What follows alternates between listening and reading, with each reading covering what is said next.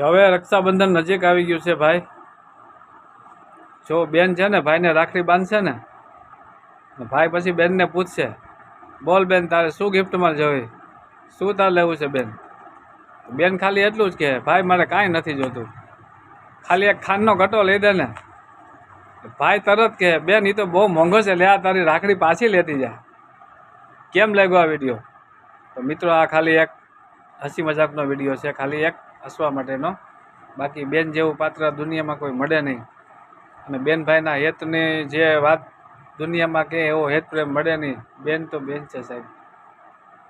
અને બેન છે ને એમ કહેવાય કે કદાચ આપણી માં નાની ઉંમરમાં મરી ગઈ હોય અને બેન મોટી હોય ને તો એ માનો રોલ કરી અને આપણને મોટા કરે છે. હો સાહેબ, બેનનું ઋણમાંથી તમે આપણે કોઈ દી મુક્ત ન થઈ શકીએ. આ તો ખાલી એક હસી મજાકનો વિડીયો હતો. જો આ તમને વિડીયો સારો લાગ્યો હોય તો પોતાની બેન માટે બીજાને શેર કરો અને એક લાઈક અને સબસ્ક્રાઈબ ચેનલ કરજો સાહેબ ખાસ. અને મોકલી દો આ તમારા મિત્રને વિડીયો. રાધે રાધે, જય શ્રી કૃષ્ણ, જય દ્વારકાધીશ.